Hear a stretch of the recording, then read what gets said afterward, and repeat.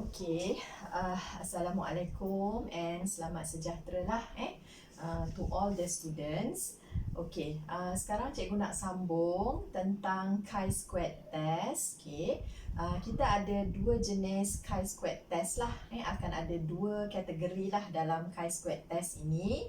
Yang pertama adalah goodness of fit test. And the other one is the test of independence. So ada dua kegunaan chi-squared test. First adalah goodness of fit test dan yang kedua adalah test of independence. Okay. Kemudian untuk goodness of fit test ini pula, dia terbahagi kepada dua juga. Okay, iaitu goodness of fit to prescribed probabilities. And the other one is goodness of fit to prescribed probability distribution. Okay, so kita tengok dulu yang goodness of fit to prescribed probabilities. Jadi you all boleh refer pada modul yang cikgu bagi di bawah tajuk goodness of fit test. The chi-squared test can be used to see whether the frequency distribution fits a specific pattern. Okay, the chi-squared test can be used to test how good a fit between observed frequencies and expected frequencies. So sekarang ni kita nak lihat macam mana how good the fit lah, berapa bagus satu data itu menyamai satu data yang dalam teori. Maksudnya kalau observed frequencies itu adalah the actual data yang kita dapat daripada sampel. Okay, manakala yang the expected frequencies itu adalah satu frekuensi daripada teori yang biasanya kita nyatakan dalam H0.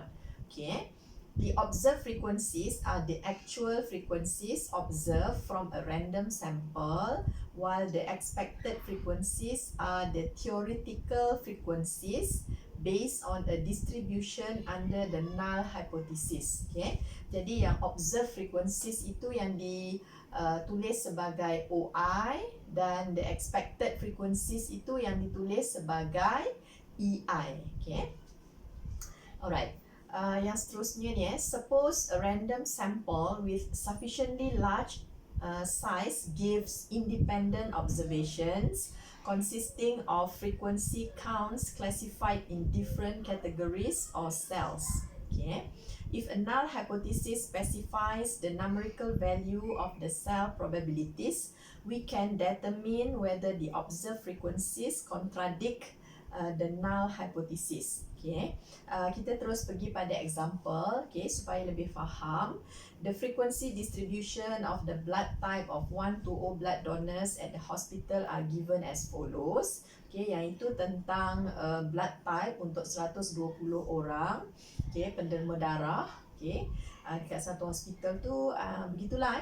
Ini adalah dia punya orang kata sampel ataupun realitinya lah. O sebanyak 48 orang, A 46, B 15, AB 11. The null hypothesis states that the probabilities of the blood types O, AB and AB are in the ratio 4:4:1:1.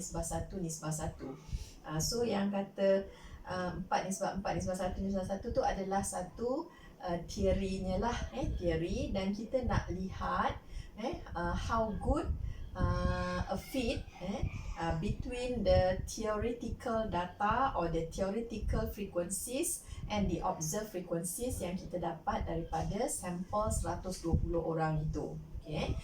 Tapi yang ini just orang kata penerangan awal je lah. Kita belum lagi buat prosedurnya.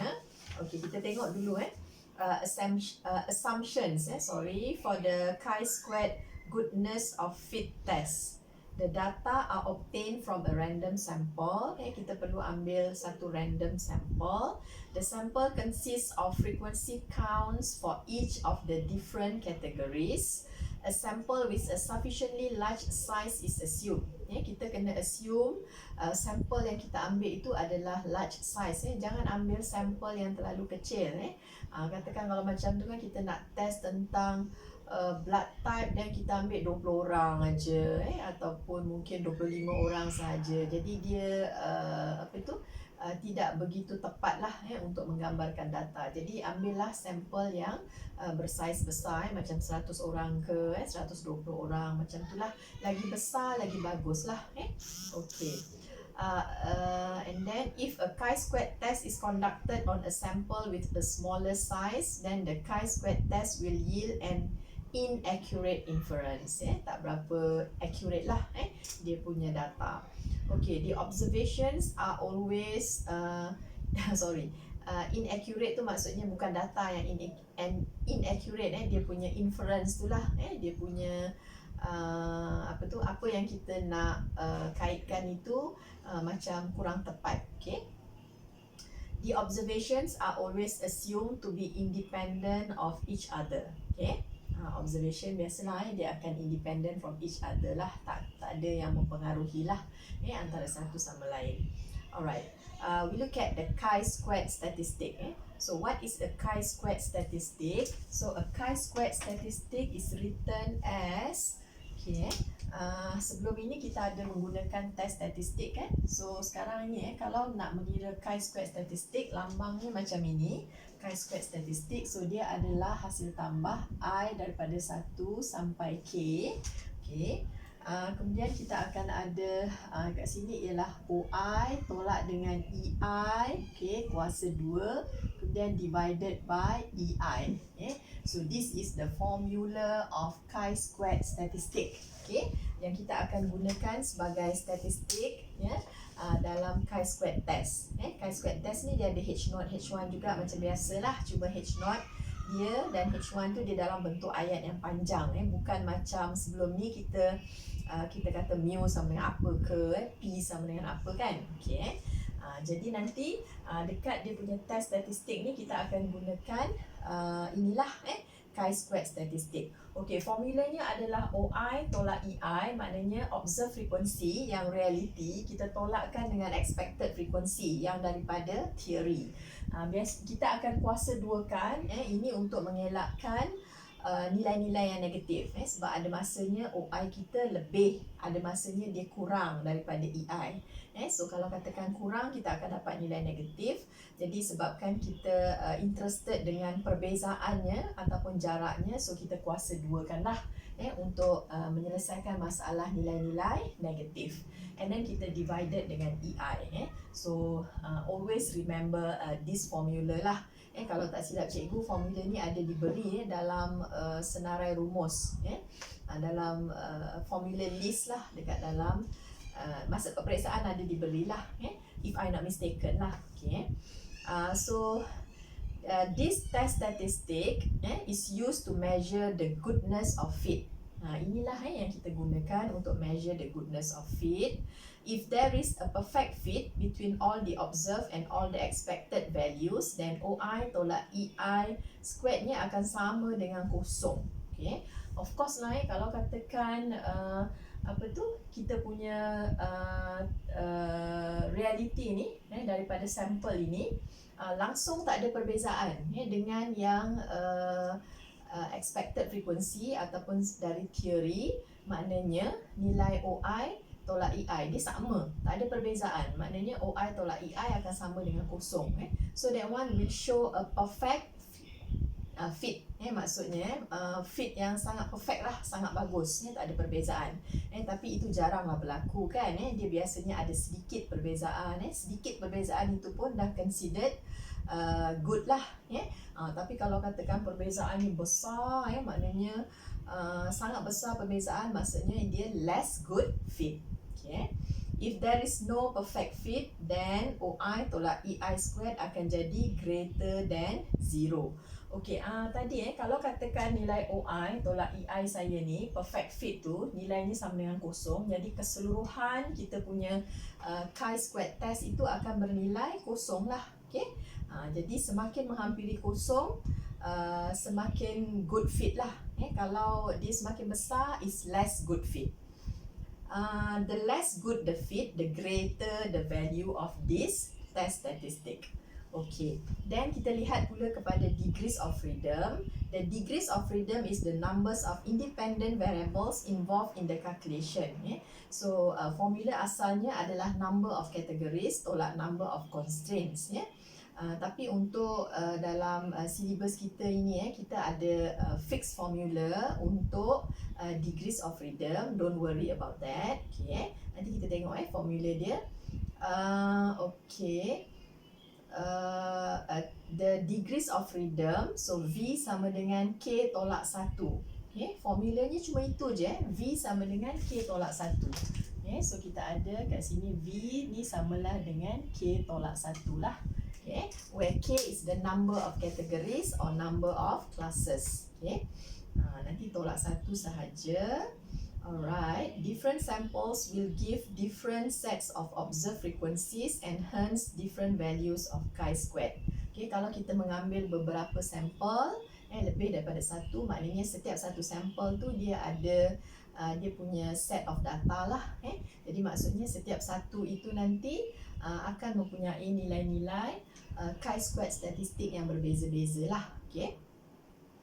A large value of test statistic indicates a strong evidence of discrepancy between observed data and the null hypothesis. Kalau katakan nilainya besar, macam tadi cikgu cakap kan, yang ini akan menunjukkan a strong evidence of discrepancy. Discrepancy ni macam percanggahan, perbezaan di antara observed frequency dengan null hypothesis. Okay, so the upper tail of chi-squared distribution will be the critical region. Critical region kita will be the upper tail lah. Upper tail dalam chi-squared punya distribution. So kalau katakan chi-squared distribution kita begini, jadi kawasan penolakan dia adalah yang kecil dekat sini, upper tail. So this one will be the rejection region lah.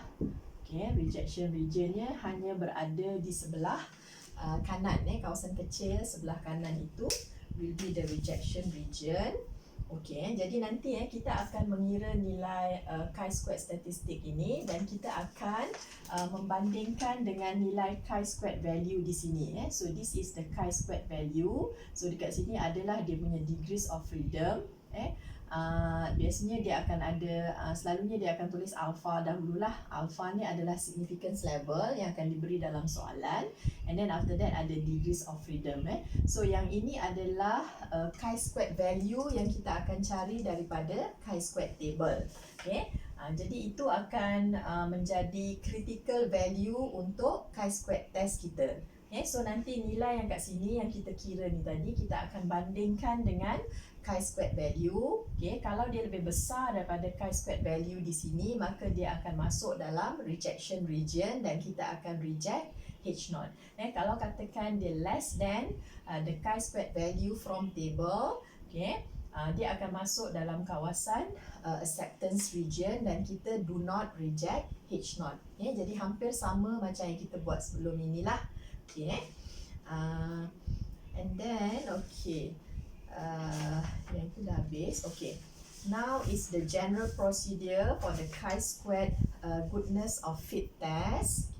Jadi maksudnya dia punya step-step untuk kita buat chi-squared test ini hampir sama macam dulu. Pertama kita akan state H0 and H1. Seperti biasa, cuma bezanya H0 dan H1 dalam bentuk ayat yang mungkin agak panjang. Step 2 kita akan state the significance level. Yang ini akan diberi dalam soalan sama ada 5% ataupun 10% ataupun 1%. Calculate the chi-squared statistic. Sebelum ini kita calculate test statistik. So yang ini dipanggil, test statistiknya dipanggil sebagai chi-squared statistik. Formulanya yang ini. Alright. And then determine the critical value. Kita akan determine the critical value from the chi-squared table. And then we compare these two and draw a conclusion lah. The final step will draw a conclusion and decide whether to reject H0 and state the conclusion in context of the problem. Okay, sama jugalah. So last step tu kita akan decide nak reject H naught atau do not reject H naught, and then buat satu final conclusion dalam bentuk ayat yang boleh difahami lah. Okay, so itulah step-step dalam goodness of fit test, okay, yang menggunakan chi-square test. Okay, nanti kita sambung lagi dengan example.